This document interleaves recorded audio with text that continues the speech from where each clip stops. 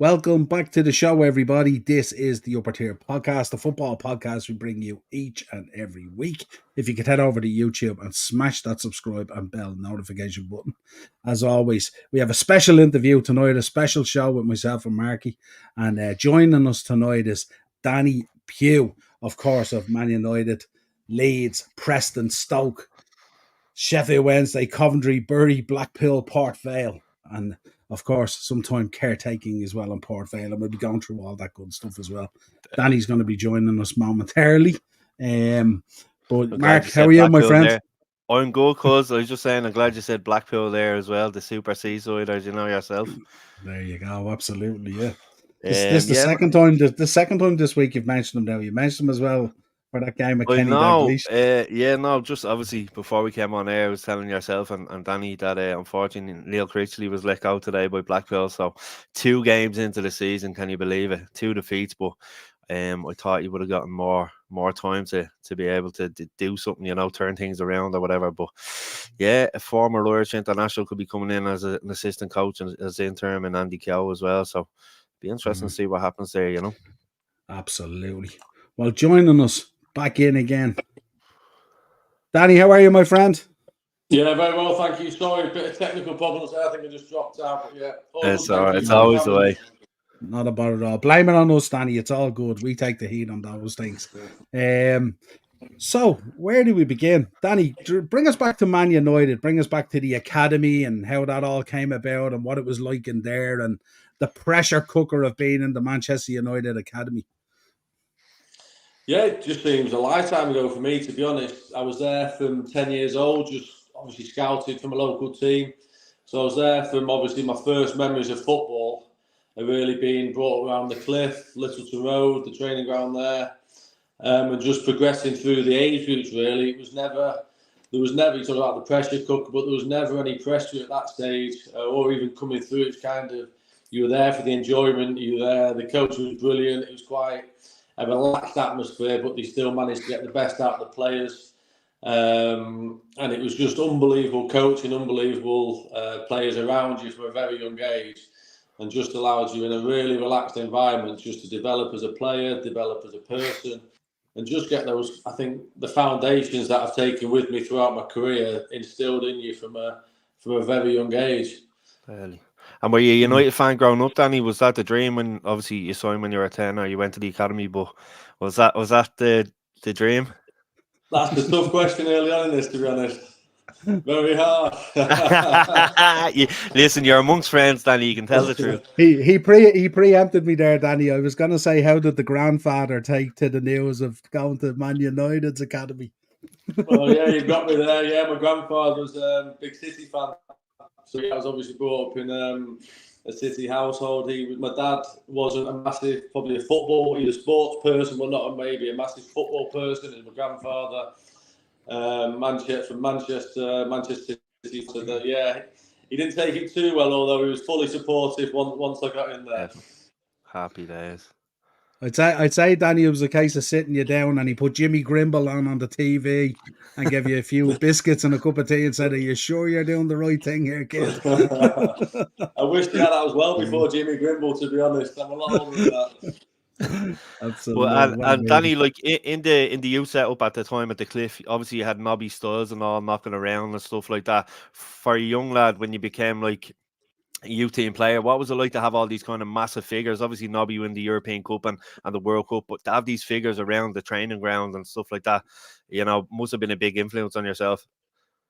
100%, yeah. I think all from the coach, obviously Nobby Stiles was one of the first faces from when I initially went in. Obviously such a figurehead at the football club at the time, what he'd achieved, the name, is the success he's had, he's an absolute legend. So, but from day one, the players you surrounded with, the coaches, the success they had, there was just always a very kind of, sounds a bit cheesy, but like a family laid-back atmosphere. There was no like airs and grace with these people that you're all kind of on the same level, everyone's treated in the same manner, and the top coaches, the top players always welcomed in the young lads. I think the young players at United are so highly regarded and thought upon. That's where I think the foundation of the club are really built, aren't they? And it doesn't matter what these people have achieved beforehand, they're just trying to help that next crop of players on, whether it's Nobby Styles or whether it's the players, current first team players at the time. Everyone's just trying to help those younger lads on the next level of the next rung of the ladder, really. Brilliant. What was the kind of pressure like in there, Danny? Obviously not at the earlier age, but as you begin to kind of progress towards, say, moving up into the first team or whatever it is, or into the the junior team, if you like. What was that pressure like in there? Because obviously this is Man United, it's Man United's academy, so it comes with a level of expectation and pressure there of performance and all that kind of thing. What was that like at the time for guys like you in there?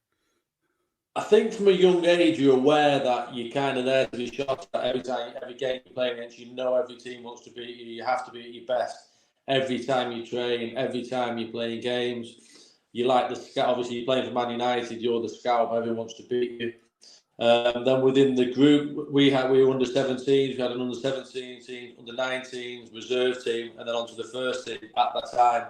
And you just constantly try to get to that next step. So when you're in the 17s, can I get a game in the 90s? Can I get up to the reserves? And you constantly just try to challenge yourself and get onto that next step. How close can I get that first team? Play with the first team, and it's just constantly trying to make those steps up and hoping you can compete at that next level. Can I survive at the next level? Can I excel at the next level? Can I go to the next level? And you can never settle. You can never relax. You can never think, "Oh, hey, I've done it now." There's always another step, another stage, another something else to strive for. So yeah, you can never. I don't know the pressure. Do you feel the pressure? I don't know, but there's always something. You always try to push yourself and challenge yourself every day to get onto that next level. Can I get on that next stage of my career? Really. Excellent, yeah. So then, I suppose go ahead, Mark.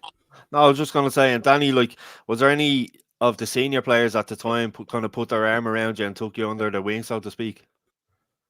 I don't know about individually, but I think a lot of the local, the Manchester lads, the lads who had been there, done that, and come through it at the time. Obviously, there's the obvious class of '92. Obviously, they'd been through there, so they were always really supportive of the younger players. Then you had the likes of our time, a few years older than me. We had John O'Shea, Wes Brown. So these players were brilliant with the younger lads around them, 2 or 3 years older than me, and they were always the supportive ones when the young lads come in, get their arm around you, show you the way a little bit, and then just point in the right direction, really. So I'd say the local lads definitely, and the lads who had come through that kind of the same pathway were always probably more supportive than say the foreign lads who hadn't maybe done that route. So but there's always the players there to help out. They understood it more. Yeah, absolutely. Danny, in the academy, we see with a lot of teams these days that are successful, their way of playing and their approach to coaching and everything starts from the senior team all the way down to the junior levels, and they have that same laser focus kind of way of training and goal and all at all levels. Was that the same when you were in there at that time? Was it very much that it was a philosophy in there and that philosophy trickled down through all the age groups? Yeah, I think there was definitely a way of playing at United at the time. I don't think during when I was coming through, it was maybe there wasn't as many of the tactical switches, the different formations, the varying ways of playing, and possibly there is now. But there was definitely a way of what was expected of you as a player, in what positions you were playing, and what was demanded of you more probably.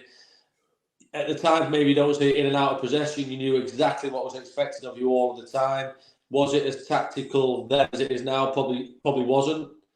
But you knew exactly what was required of you and what was demanded of you during the game and during training. Interesting, yeah. And obviously Sir Alex in there and stuff. What kind of influence would Sir Alex have had on the academy and stuff like that? Would there been much hands-on? Would there been much kind of representation down there, checking out on all you guys coming through? Yeah, it was from the minute you come in the door, obviously more on the full-time kind of thing. He knows all the players. He's aware of all the players. You know he's tracking you. He's at the training ground every day. He sees all the results. You know he's watching the game. So he was always that huge figurehead at the very top of the pyramid who completely was hands-on and knew everything that was going on from the first team all the way down through the ages. And I think that was another reason why he was probably so successful and got so many players through, because he was so hands-on throughout, from top to bottom of the football club. So obviously, Danny, in the academy from an early age, as you said, your goal was to reach the next level and the next level and the next level. So talk to me about when the opportunity comes from the reserves into the senior team. Yeah, there's no real. It's kind of, it's a bit out of the blue. It's normally initially to make up the numbers. If someone's dropped out, we'll play it down. So you get a whistle from the other pitch. Right? Can we take such and such, or we need a left side, or we need a right side? And that's initially how it can be so quickly. You're over there in the like blink of an eye. Really, you don't have time to think. Don't have time to get nervous or worry. You warmed up. You straight to another session possibly. I think that's how it happened to me. So that kind of gets you in without overly thinking about things, and it's normally eased in. I remember I was taken on a pre-season tour in the early days, and another way of like getting you in, getting you to know the players, getting you around the whole setup, really, that first team environment, getting used to it, really, and you learning what's expected of you again on and off the pitch. But there's never a massive thing made of it. You kind of just eased in or slipped in. It's not a big thing. I don't think he's tried to be overhyped and put too much pressure on it. It's just kind of, it's that graduation as things hopefully go well. You've gone 17s, 19s reserves, and hopefully it's usually a smooth transition into the first team environment. That's brilliant. And Danny, just when you did get the call up, one question I always wonder, did you have to do initiation for the senior team?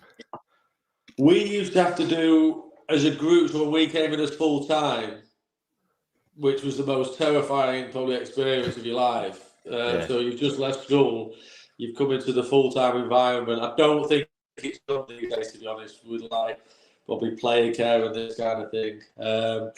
But yeah, we're pulled into the first team dressing room, all of the first years, like YTS as we were at the time. And yeah, the initiation begins, and it's quite, it's coming. It could be 2 weeks, 3 weeks into pre-season. You know it's coming. But yeah, it's a terrifying experience for 16, 17-year-old. You've got all the first team lads, all the staff there, aren't you? So not a nice moment, but it's one that has to be done, and I don't think it did anyone any harm, to be honest. Exactly, yeah. Very good. Danny, at United, any memories that stick out once you were up there in the senior side of things? Any kind of memories that stick out, or when you think back to that time, is there any moment, any incident, any issue, anything that sort of sticks out and you go, remember that sticks out at that time? I think you debut, to be fair, I only played 7 first team games, so it's not like I had a long list of first team games with the team. But I had a long spell there. I had some great memories. But I think your debut has to be, for me, has to be right up there. Against Maccabi Haifa at Old Trafford, I came on, so that was like an unbelievable experience for me. One I'll never ever forget. Juventus came on against Juventus away. Another one when I think it was just like, it's like a different lifetime ago. So. I do have some wonderful memories and things that do stick. I don't know anything one in particular, but I'd say those 2 games especially. I came on against Tottenham as well at Old Trafford, which was another highlight. So I've got some great memories, great experience to have, and just look back with like complete fondness of the time there. I was actually at that Spurs game. You were Mark Davis, weren't you? Yes, I was at that. It was 1-1-0, I think. The task was to stick with him, trying he was tricky. He looked tricky to mark, all right. Yeah, he was a good player. I think he actually came into United with Matthew Errington as 2 young players on trial prior to them both signing for Tottenham. So I think they were highly regarded when they left Peterborough, I think, from what I can remember. Daily. And just going back to your debut as well, Dazzler, one of the other lads that does be on the channel, says there's no better feeling than listening to the Champions League anthem. What was it like when you were standing in the dugout, like in the match day squad for the Champions League? Like you said, I think the atmosphere on those games is a little bit special. The night games are a little bit special. Then you hear the music, and it's just tingles right down your back. it's unbelievable. You'd love to go back there and kind of feel. I don't know at the time if you maybe do appreciate it or take it in as much as you probably should do. Yeah. I think now you look back and it was like a phenomenal time and a bit of a special night to be involved in, really. It's great. And I know you mentioned just 7 games there, but one question, sorry, Niall, I have to ask you is, were you on the receiving end of one of Sir Alex's bollockins at any time during those 7 games? Yeah, I think I had 7, to be honest. No, I'm only joking. Yeah, I definitely had a couple. I think I gave away a penalty against West Brom in the Cup. I think Jason Kumas, I thought he dived, but it was probably a lazy leg I stuck out. So yeah, no, I definitely felt the wrath of it, to be honest. But no, it was brilliant. It was only done to help, and it was like it definitely stood me in good stead going forward. Brilliant. I'd imagine a kind of a hairdryer from Alex is a kind of nearly a rite of passage nearly at United, is it really?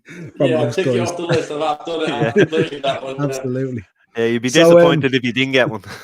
Exactly. So let's transition then in. Leeds come along. Yeah. You've obviously been at United for a number of years. Of course, these are huge rivals, Man United and Leeds United. How did that all come about?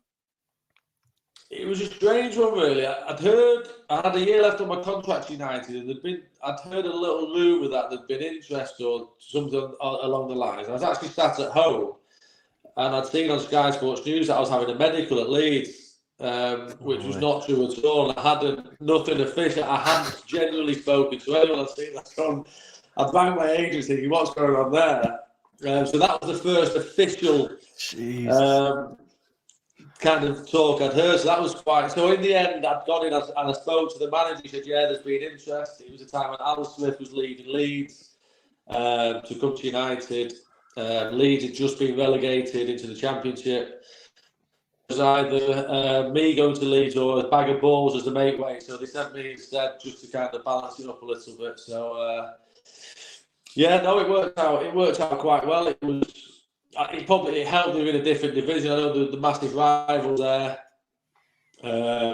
but it never for me. They were very welcoming to me from the minute I walked into the football club. There was no bad feeling with the fans or anything on those kind of things. So no, it was a good move. It was the right move for me at that stage in my career. I think I was 20 or maybe just turned 21. So I knew at that time I wasn't going to break into the United team on a regular basis. I needed now to get first team football. It was, like you said, it was a massive football club, and it was the perfect time, I think, and the right move for me.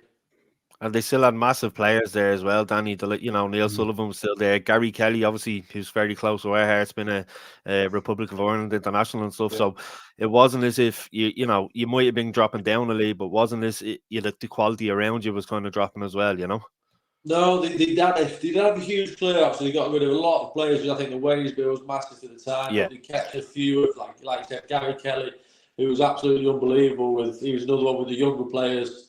He was absolutely fantastic, and a big part of why they did well in that period, really. So they had Eric Backer, like I said, Neil Sullivan was there, Seth Johnson was still there for the old era, Lucas Radaby was still, Radaby. So they still had some big names, but there was a huge influx of players in constantly on like a revolving door that probably 2-year period. Players coming on loan, players coming on trial. So in that period of time, I probably played with 40, 50, 60 players maybe in that period. It was phenomenal, the turnover of players and players coming out of the club. So it was probably an unsteady time for the club, but it was a brilliant couple of years for myself on like a personal level, really. Yeah. What was the transition like for you, Danny? Obviously going from Man United to Leeds United. Pop back on now in a second. Now you're back. Danny, just asking you there, what was it like, the transition kind of? What was the key differences that you seen when you moved from Man United to Leeds United? I think at the time, United was always a very, very stable football club. Obviously, they had the manager who had complete control over the club, the team. And there was just a fluidity, I think, about the club from top to bottom. I think when I went into Leeds, they'd just been relegated. They were having huge money troubles. There was ownership issues.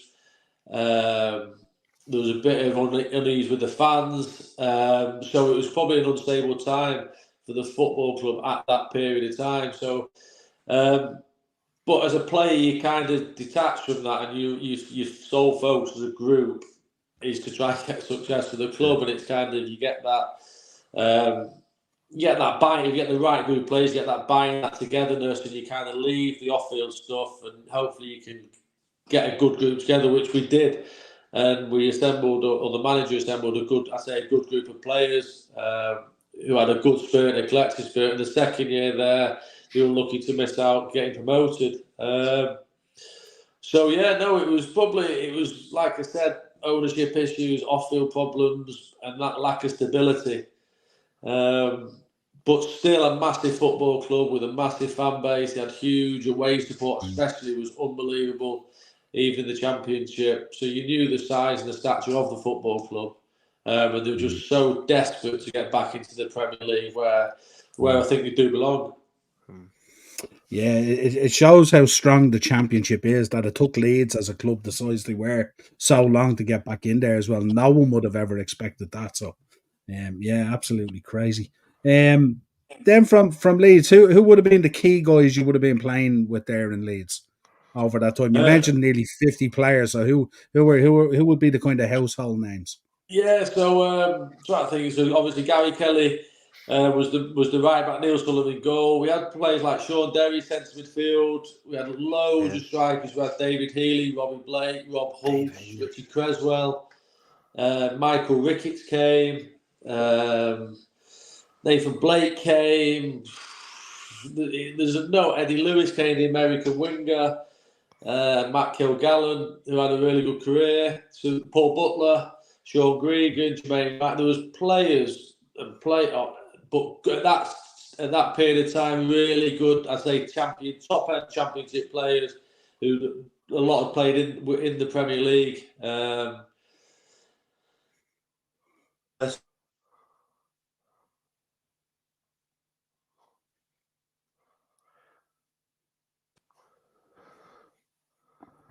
Yep, very good.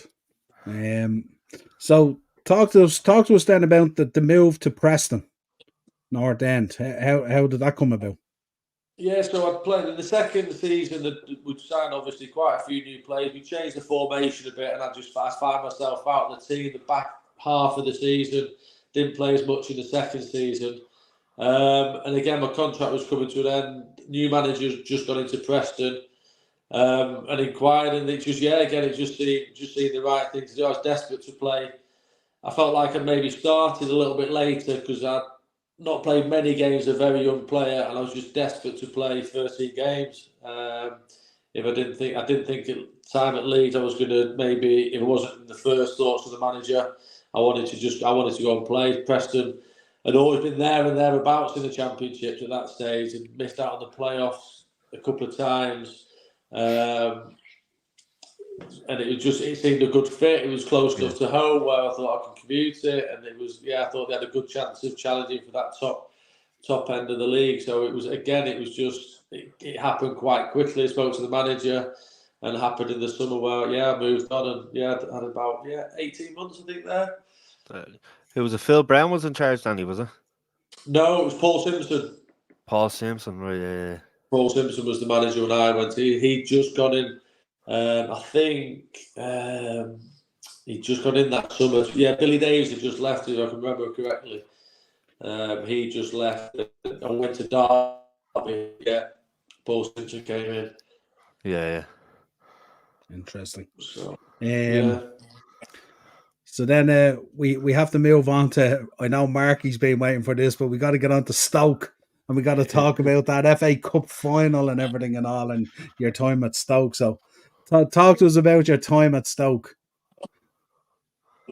Yeah, again, I think the timing of that for myself on a personal level was brilliant. So I'd signed on loan, I think in the October, November of Stoke being the Championship, and joined a really, really good group of players, a good side, really good manager who knew exactly what he wanted, and we got promoted the end of that season into the Premier League. So it was a perfect kind of sometimes it doesn't work out when you move. Timings don't work out. I've had it the opposite way around later on in my career. But I'd gone there in the October, November. And we had a good run till the end of the season. Luckily, last game of the season, we get promotion into the Premier League. I think we drew with Leicester on the last. We needed a point last game of the season. We drew with Leicester. I think it was 0-0. So enough to get us up. And I think Leicester may have got relegated that same game, which obviously huge turnaround between the two clubs over the last few years. So no, it was actually a brilliant time. And going into the Premier League as huge underdogs, which I think suited the football club. I think it suited the group of players at the time, and it was a really, really special, I'd say, 3, 4, 5 years for the football club and for myself individually, to be honest. So yeah. Go ahead, Mark. And I was just going to say, what was Tony like to play for? Because I remember speaking to Glenn Whelan before, and he was telling me this story about going to pre-season in Austria. And he said behind the hotel there was this massive hill, and every morning after breakfast, Tony would have you running up and down the hill, and the coaches be going up and down in these golf carts, going up and down, following them. Apparently, it was mad, like. Well, I used to room with Glenn. Glenn was my roomie in Austria when we used to do the pre-season. You were we used to room together, so yeah, 100% true. So yeah, we'd Becky with the fitness coach to check what mountains you wanted to run up, and then yeah, we'd literally you get a phone call to your room. It was about 6 o'clock in the morning before breakfast. Everyone up, you meet outside, and then that was first session of the day, pre-breakfast. And it was the physically hardest thing I've ever done in my life with the pre-season. Jesus Christ! But it was you'd run up this hill 10 times. I think it took about 2 minutes to get to the top. Then you'd make your way down. Like you said, you got the coaches trying to encourage on these golf carts, jibbing past you, and then. But then we went back the next day and we had to cycle up it, which you think would be easy, but it was probably just as hard trying to cycle up it. Your legs are in turmoil. Jesus but again, Christ. It was looking back. It was. Would you get away with it now? Would you do it now? Maybe not. But we were fit. We were strong. It got you like a togetherness with the players. And I look back now, and it was brilliant. It was. I don't know if I'd love to do it again. I won't go that far, but it was. You'd be on the golf cart. You'd be on the golf cart going up and down. Encouraging the lads now, yeah. Passing the So Danny, Austria isn't on the summer holiday list at all. Sure, it's not. I think I'd have nightmares. Start sweating as I got off the plane. I think it's nerves. And knowing Wheelo, Danny, what excuses did he come up with to try and get out of this at times? I could imagine. No, Wheelo, he was a fit lad. So yeah, he'd get his head down. He'd just get on with it. But no, he was a great lad to room with, and what a career he had. No, he was unreal. Now, just another player that I want to mention for Stoke, Rory Delap. Obviously famous for the throw-in, but he was actually a decent baller as well when you look at it, you know. I think he was massively underrated. I know. Yeah. I'm probably going to say that, but his throwing was unbelievable. It was a huge weapon, but I don't think that came into light till later on in his career, till he was at Stoke. So he'd had a hell of a career prior to that. But yeah, I think a lot of his game was underrated. He was a really good, under the radar player, and he was a perfect fit again for that Stoke team at that moment in time. Yeah, his throw was phenomenal, and it was a hell of a weapon. But he did have other attributes that were massive for the side. That's what I agree with you. I think he was very underrated. You know, he was a decent baller. Obviously, though, if you mention his name, you think of the throw-in, you know. So, but I heard that they were having a competition or something in training to see who could throw the longest. And one of the coaches pulled Tony over and was like, "Tony, you need to look how far Rory's throwing it. He's literally thrown at the length of it, over the pitch, and it was low. It was dangerous. A lot of players have got the long throw, but his was so flat. Yeah, it was so difficult to defend. He had like goalkeepers. We had played with goalkeepers. They're kicking out for a corner rather than giving a throw away. It got ridiculous. Teams bringing the advertising boardings in and cutting the gap between the advertising boardings so he couldn't get his run. Hiding towels and everything. Everyone's trying everything to try and stop him taking the throw-in, really. But it was a brilliant weapon. But like you said, I think he was a good player as well. I think that gets overlooked a lot of the time. Definitely, 100%. And sure, the biggest compliment to them all is Arsene Wenger used to change his tactics when he came out to play against us. So that says it all, you know. Yeah. What was obviously being back in the Premier League, Danny? What was your memory of heading back to Old Trafford? Obviously, I think the first time I wasn't involved. I think it was early on that first season. We got an absolute lesson. It was like, wow, these are the kind of levels we're at. I don't think United were actually one of the teams we didn't have much success against. There were some of the teams, I think, like we had a little bit of success against Arsenal. A lot of teams didn't like coming to the Britannia as it was at the time. But United were one of the teams I don't think we had much joy against. But yeah, like going back to Old Trafford, these stadiums. I think you put Old Trafford, you put Anfield there. They're just that next level. The size, the stature, the history of going back to those stadiums and the quality of players on show. It's just like I said, it's just another level when you do go back there and witness it again. I think, like I said, as a younger player, maybe you take it for granted. But when you go away and experience probably real life football and then come back to Old Trafford and see, it's a little bit of a special place. Yeah. Right, let's get on to the main course in this section, the 2011 FA Cup final.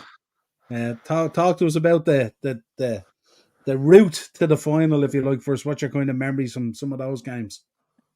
Yeah, I think we scraped by a couple of games. I think we'd beaten Cardiff. I think it was Cardiff away. And I think you go a bit under the radar. You don't really, especially, I think our priority was obviously the league. Can we stay up? Can we improve on the previous year?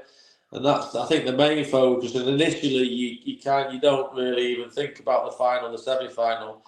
And then before you know it, you creep in there. You're getting closer.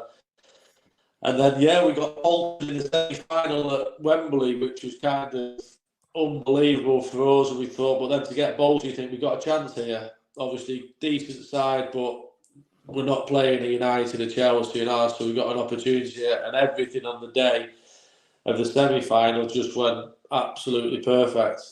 Goals galore, and we won the game really convincingly.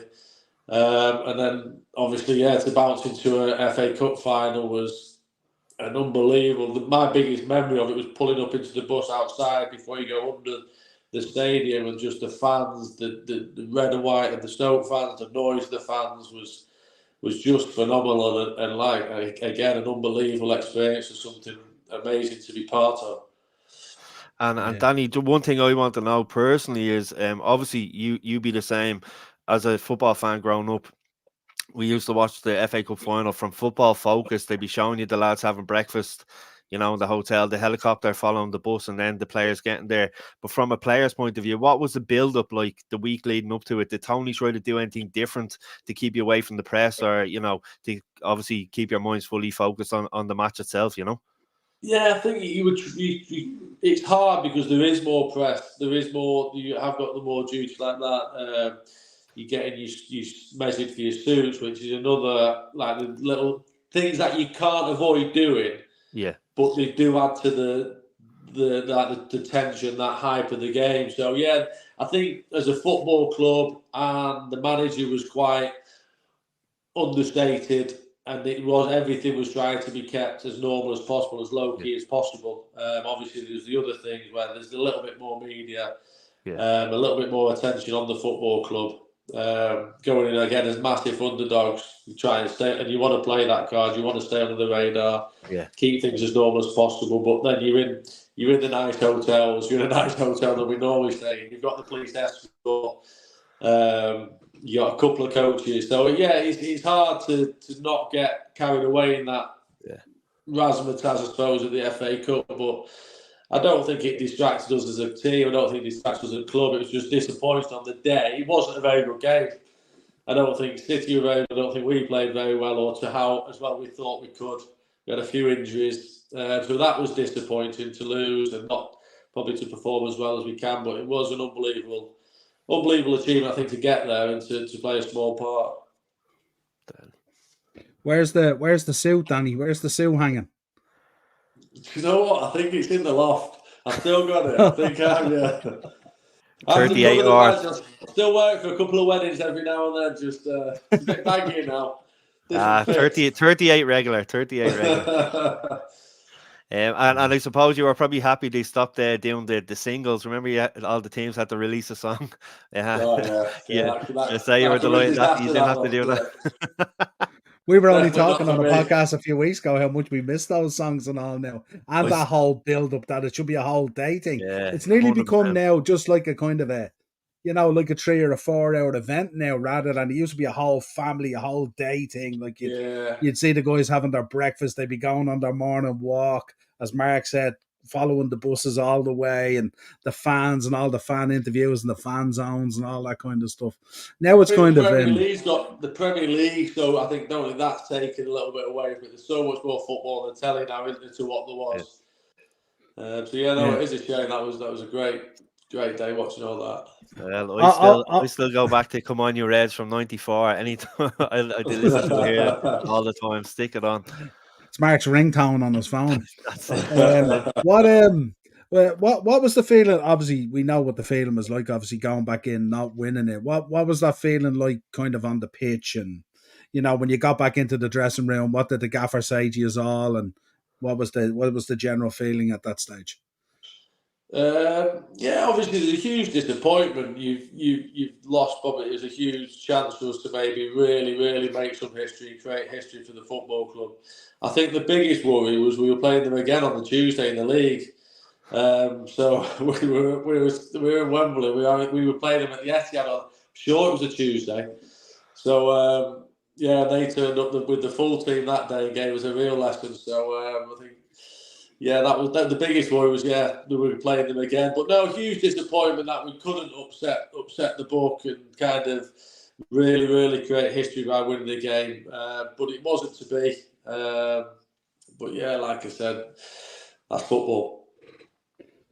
Yeah, so some people, Danny, would say that Stoke are to blame for what we have to put up with now with Man United. That FA Cup final was the trigger for everything that came after it. But quite possibly. Yeah, could have put a stop to it there, and then couldn't we? And Danny, can I just say one thing? We were talking about hills in Austria. That walk up the Wembley steps is one long ass walk when you've lost, I say. Yeah, I think if you won it, you just skip up there, don't you? It's not a problem. Just like fly up there. But like you said, when you've lost, it's not a nice one. Yeah, absolutely. So we move on a couple of stints then back at Preston on loan, Leeds on loan, back at Leeds. What was the second stint at Leeds like? Yeah, it's a difficult one because I know a lot of people say you shouldn't go back. But I had a great time there, and the opportunity came to go back. It wasn't as successful as obviously I wanted. The hope was again to really push for promotion, which didn't quite happen. There was a huge change in managers, roundabout of managers, ownership again. An Italian guy came in to try and take over the club. There was huge problems off the field. So yeah, again, it was quite an unsettling time for the football club. But I don't have any regrets about going back. Again, I enjoyed my time there. Met played with some more really good players, and had a great time 2 years there. But it wasn't to be like the fairy tale of going back and hopefully really getting them back into the top flight, which was disappointing. But like I said, I have no regrets about going back there. I felt like it was the right thing to do for me at that time. It's just a shame it didn't quite work out how obviously I'd have wanted it to. Mm. And then, of course, Mark will want to know about your time at Blackpool, of course. Talk to us about Coventry and Bury and Blackpool and Port Vale and all. Yeah, so this is the kind of I left Leeds, and this is where I think I just turned 30. So now you people start becoming wary. They're not probably the options there. And I got into the summer after leaving Leeds. And I got into pre-season, and I didn't have a club. I'd ended up speaking to Coventry and drove down to speak to the manager and sign for the club. And that was probably my most unsuccessful year as a player. I got injured in my second or third game with my ankle and ended up having a couple of operations. had a steroid jab and a couple of operations, and I played a handful of games. I just wasn't fit for the whole season, so that was really disappointing. Because again, good club. They were in difficult times. I think they were playing at Northampton's ground at the time. So again, a bit unsteady time for the club. But no, nothing to do with the football club. Just for me on a personal level, it wasn't a successful kind of season for myself. So back end of the season, managed to get fit, and then I'm trying to think. Was it Bury from there? I think I'd gone into training to get fit. I knew I was fit because I'd kind of got over the injury. And I'd worked hard over the summer. I managed to get myself fit, and then signed for Bury.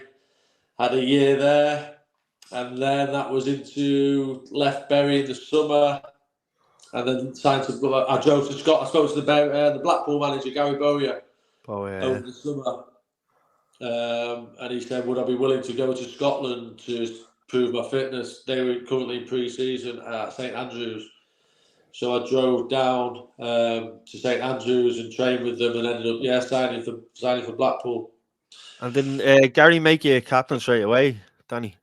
Yeah, so it was really unfortunate how it finished at Blackpool 20. So I was made captain, and we had a good side.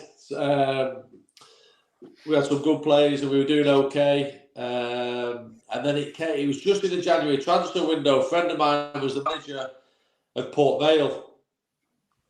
And he'd inquired about me without me knowing, and I think Gary Bowyer assumed I knew and was trying to push for a move. Oh, okay, right. So, and that genuinely, hand on heart, I still keep in touch with Gary Bowyer now every now and then, so there was no hard feelings, but I ended up moving to Port Vale, who in turn got relegated. Blackpool got promoted, and so it turned out into a shocking move. See that teaches you a lesson, Danny. So that was, I left.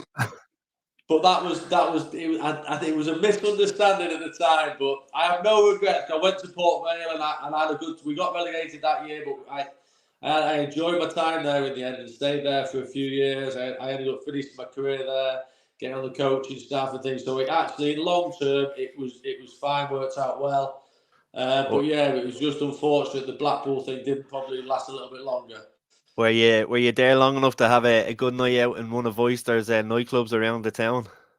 Do you know what? Not with it. I had a Christmas do there with Stoke, but I don't think I had a night there while I was a Blackpool player. No, it was no. Because Wes Houlihan told me a few stories, particularly about the granddad Oyster going around the hotel in cowboy hats and stuff like that. No. And I come here. Danny, just touching on when you signed for Port Vale, was there any kind of slagging from the fans? Obviously, being a Stoke player previous, and the rivalry between the two clubs. Do you know what? There probably was, but I wasn't aware of it. I'm not a massive one on social media, or I kind of always kept my distance, I think, from the social media side of things. So possibly there was, but I was never aware of it. If I'm being honest, I always felt like I was supported, and there was no animosity once from the side of me, as far as I'm aware. Probably behind my back or on Twitter and think I was getting supported, but no. At the time it wasn't a problem. No, because I was just going to say to you, Danny, as well, like obviously during your playing career, was it at Port Vale or just after that you started thinking about coaching and stuff like that, and maybe start doing some of your badges and all? Yeah, I actually, when I first started, it was probably my mid to late 20s. I started thinking about my coaching, so I'd start writing sessions down that we were doing, or that when the coach would put on a session, I'd started, like say, I've still got them now, so I'd write sessions down that we were doing, or the coach was doing, thought, I like that, don't like that, why did that work, and I started getting a little collection of sessions down. And then I started taking my badges while I was still playing. So I did my UEFA B while I was off in the summer 1 year, and then when I was at Blackpool, it was when I applied for my UEFA A and started doing that. So it's probably, I'd say, mid to late 20s and then 30s. Once I got to Port Vale, I started doing sessions with the academy, so I'd go and help out across the ages. just one night a week, and then do little bits with the youth team, and really started getting my hand in it there and getting that little bit of experience with the thought, right, you're getting on a little bit here in the world of playing. What's the next step? So that was kind of my thinking behind it, and it definitely helps. Oh, fair play. Interesting, yeah, very interesting. I'd imagine that. How was the transition into it as well? How did that feel? Obviously, coming from playing for so many clubs and having that level of experience as well of everything that you've experienced in your career, and how easy was it to kind of funnel that and focus that and pass that bit of knowledge on? Yeah, so initially it's quite hard initially, I'd say, when the manager pulls you in and says that it was at Port Vale, I think the assistant manager or the first team coach left, and the manager pulled me in the start of the season. Said, "Look, you're not going to play as much as probably last season or you think, but we want you part of the coaching side of things as well." So it actually helped the transition away from the playing side in the sense where I still got my buzz, I still got involved in still training sessions, so I was still getting like my football hit, I say. But then I moved into the manager's office, in the coach's office, sorry. So then you detach from, like, in a sense, your friends and the people you've had spent probably 18 months, 2 years with. So it's a strange transition, but I had a good relationship with them. I felt I had a good enough relationship with the players where there was the trust there, where I think it did help me going forward. And then they just dripped me in. So then I might take a passing drill. I might take a little possession drill.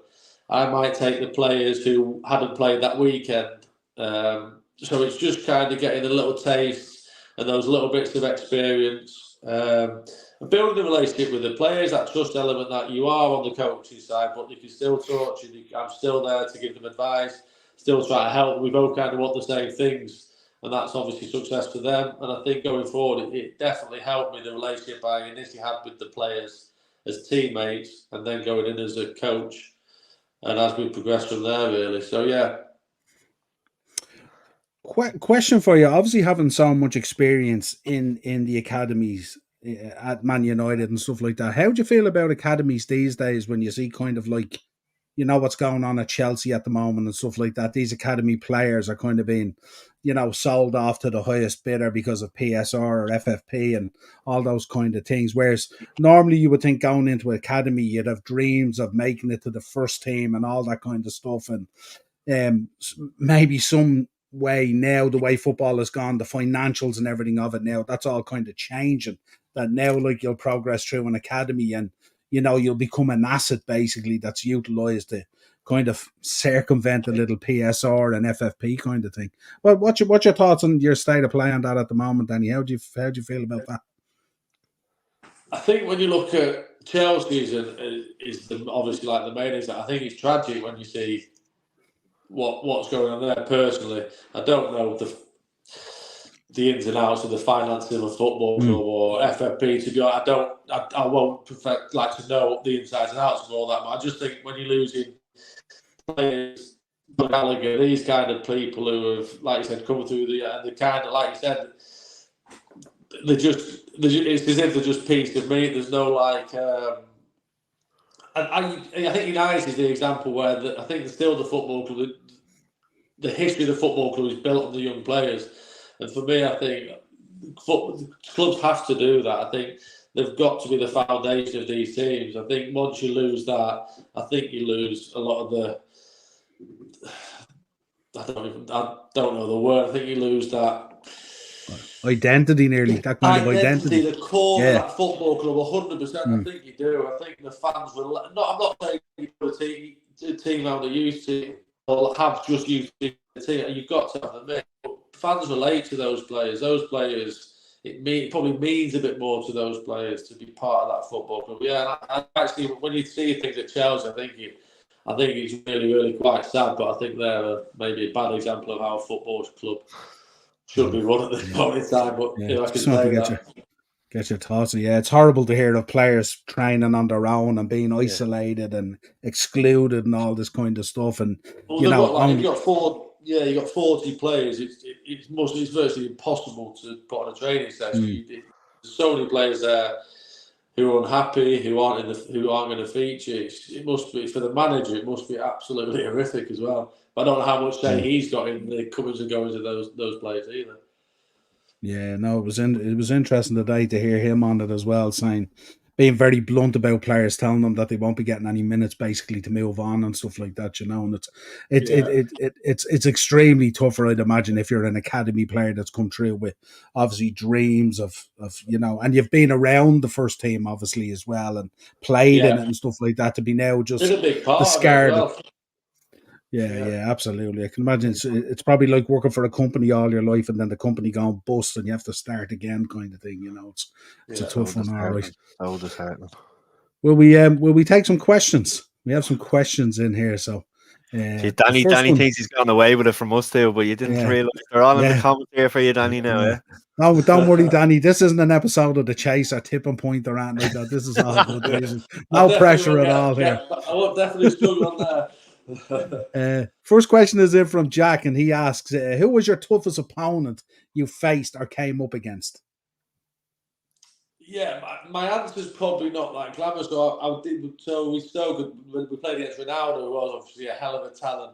But the player I found the hardest opponent, as in man for man, was James Milner when he was at Newcastle. So I was playing left back, he was playing right midfield. I think he had Stephen Carr behind him, and his energy, he was quick, he was strong, he was just relentless for 90 minutes.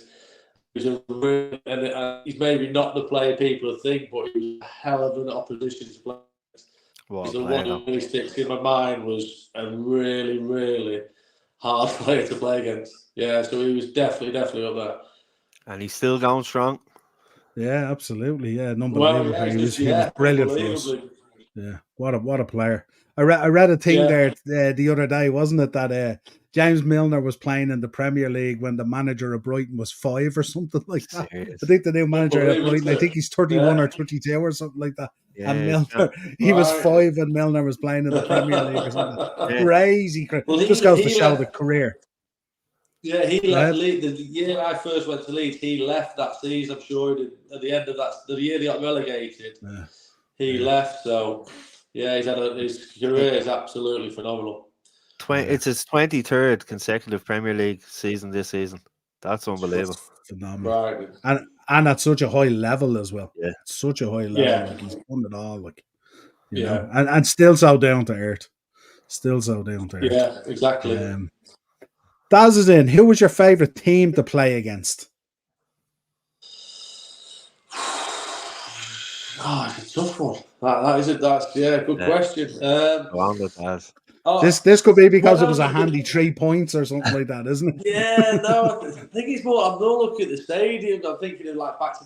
I love playing at the Emirates. I love the stadium. So I like playing against Arsenal. I scored it. The only time I scored in the Premier League was against Arsenal. So Arsenal come back to me. Although that was the day Ramsey broke his leg, so the goal never got mentioned. So that was kind of like a bittersweet kind of thing. But I'd probably say Arsenal. We had quite a little bit of success against them as a Stoke player. So they're the team that kind of stick in my mind as a team I enjoyed playing against. Although they were against some top players as well. I'm glad you said that. My 2 brother-in-laws and my mother-in-law are Arsenal fans, so I'm glad you got a mention in there, because I usually slag when you bet them all the time. Oh, I'm not slagging them at all. No, I am. All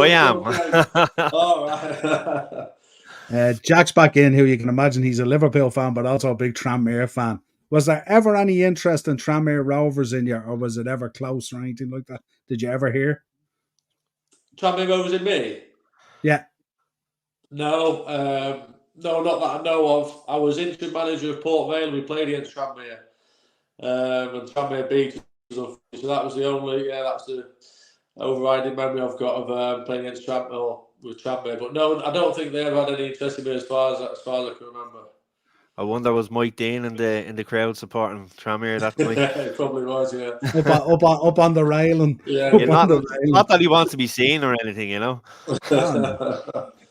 Nothing's changed. No. Yeah. Stephen's in, and he says he wants us to get on someone from a big club like West Ham next time. That's what he says. Stephen's a hammer. Massive West Ham fan. Jez is in. Jez Roberts asked Danny what was it like playing for Tony Pulis in the 07-08 promotion season for Stoke Danny, City. this is my Uncle Jez now, season ticket holder in the Britannia. Right, okay. Right, I'm happy with that question. Yeah, if that's okay, that one. No, it was brilliant. I think he had such a way of playing. He knew exactly what he wanted from his players, from his team. I know it wasn't kind of a lot of players didn't. A lot of other teams maybe didn't like the style of play, didn't like the way it was done, but it was very, very effective. At that moment in time, it suited the players, it suited him. We were organised. Everyone knew the jobs, and I loved it. It was a great team to be involved in, and he was a great manager to play under. To be honest, you knew where you stood. If you were doing well, you knew. If you weren't, you knew. And it was a great time to be around the football club and a great time to be around the area, really. Deadly. And going back just quickly to the FA Cup final, do you remember he walked out in the suit and ran back in and got changed into the tracksuit? Yeah, he's definitely a tracksuit manager. Yeah, got his cap back on and all, ready to go. Oh, brilliant. Yeah, absolutely. One question for us then, obviously, I want to ask you, your favourite goal? I scored against Plymouth for Preston. Probably the best goal I scored. I think ball sprint for the right. I think David Nugent chested it off or headed it down edge of the box, and I've just hit it first time. Not many of those for me tended to go in, but that one luckily went into. That was probably the best goal I scored. I think we maybe won 2 or 3-0 in that game, so it was a good day at Deepdale. So that was the best goal I scored. I think he got a good one against it. Was either Rotherham or Gillingham for Stoke in the Britannia. I think he got a good goal as well. Yeah, I think it was Rotherham at home. Yeah, Rotherham, yeah, scored one at home there. Good one for Stoke away on an AstroTurf pitch, which sticks in the mind. But that was more of a bobbler, just trickled in the corners. But yeah, I'm always interested as well, Danny. Any good shirt swaps? Shirts, did you say? Yeah, swapping shirts. Have you any decent ones? Yeah, I didn't get loads. Got a few. Michael Ballack was one of my favourites. Yeah, Really? I had got Jamie Carragher, Mascherano, just for the Liverpool supporter there. Gary Neville. Yeah, so I got a few. Got Patrick Berger. So yeah, I got some okay ones. I needed Dwight York. I got Dwight York.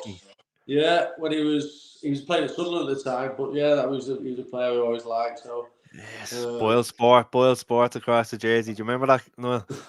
No. Yeah, absolutely. Yeah. Yeah, Niall Quinn was chairman at the time. Yeah. Absolutely. So, I've got a few good ones. That's the early man. And have you got them framed, or have you got them up in the house? Or? I've not. No, I need to do something with them, to be honest. But I haven't. No, I need to. As you can see, my background's a bit boring. I need to add a few bits in there. Here's your brother. he took them down earlier to put up the Longford Town ones. That's what it was. I don't even have a picture of the kids on the wall. Never mind anything else. Up the shelves. I'm in the store cupboard there. Just lots out of the way. Ah, daily. Jack is back in with another one, Danny. If you were playing nowadays, any player who plays now who you didn't play against, is there any player playing nowadays you would love to play or go up against? There's lots of players I'd love to play with. I don't know about play against. There's so many, like the talent on the show now. I think the quality of player year on year, I think he seems to get higher and higher. I think players. There's so many players. I love looking at your Phil Fodens, your Jay Madison, that kind of player who can just change a game on the flick of a switch. Those so talented getting on the ball in those little tight areas. Odegaard, that kind of player who can really change the game. I love watching that the creative midfielders. So anyone like that, I'd love to play with. Really, to be honest, just give them the ball, let them do it. Yeah, Cole Palmer be another one. Cole Palmer, exactly, another one. Exactly. Absolutely. And go ahead, Mark. No, I was just going to say, Danny, obviously from a United background, what do you think of the upcoming season? How do you feel with position that we're in at the minute in terms of a bit of stability back with a bit of structure on top and a few players in? But obviously, it wasn't a great start last Friday. But what do you see for the forthcoming season? I think there's definitely more positivity and more like hope in looking forward. I think they're getting the right people in place. I think the structure of the club looks, to me, from an outside point of view, looks like it's massively improving. They're getting the building blocks in place to allow, I think, maybe not, it might not be this year. I think this year may be too early. But I think you can look at what they're doing as a football club now with positivity that going forward, they are on catch up. I think they are playing catch up to Man City. I think they're playing catch up to Liverpool, your Arsenals. I do. But I think they're going about it now in the right way, where they're getting the right people in the right positions with a view that it's not a short-term thing anymore. You can't just bring in 2 or 3 names to kind of kick them on a bit. I think the recruitment has to be right. The people bringing the players has to be right. And I think those stepping stones are finally getting put in place, and hopefully that going forward. But like I said, I think this year will be too early to challenge. I agree. I agree 100%. I think if we can get top 4 and maybe go on a cup run, Danny, and you know yourself, like I said on here before, I think one of the major signs for me was that we're not paying over the odds for players, and deals were getting done quick. So it shows that, you know, they're working well from above, which we haven't had over the last few years, which was a big worry, you know. Massively, no, completely agree. I think in the past they'd always done the business quite under the radar, haven't they? Then a player would be in, and then I think the last few years a lot of the business has been done out in the public eye.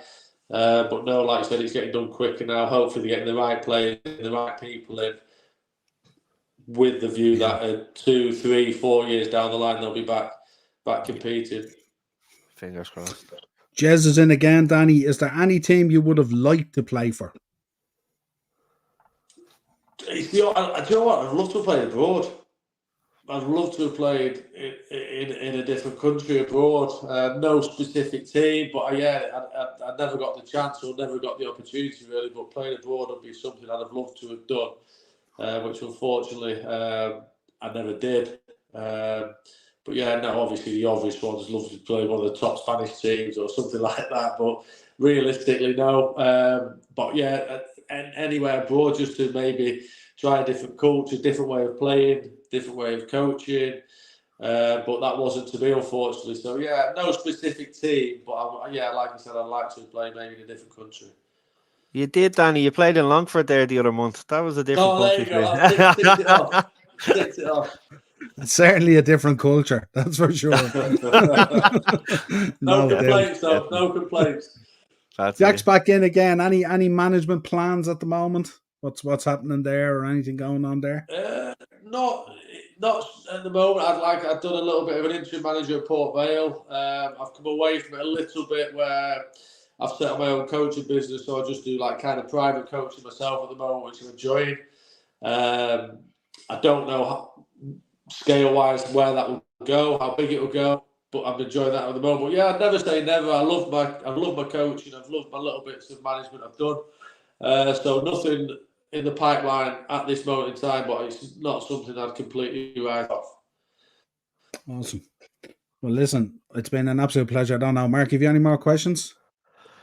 I think he's answered them all. I'm still thinking about what might have been if he had stayed with Blackpool, but sure, what can you do?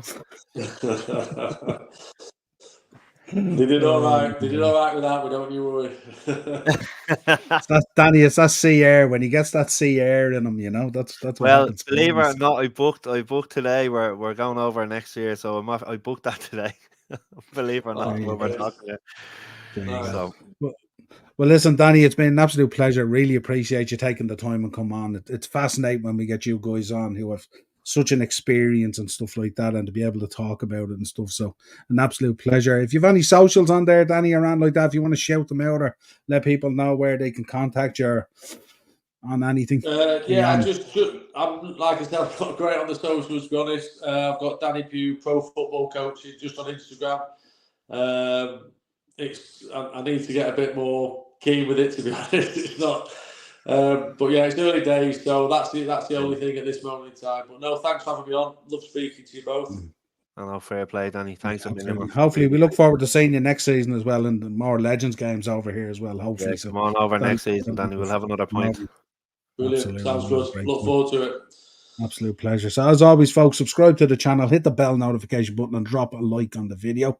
This was the Upper Tier, our interview with Danny Pugh, and we will talk to you again real soon. Cheers, Danny. Cheers, Mark. Cheers, lads. Thanks very much.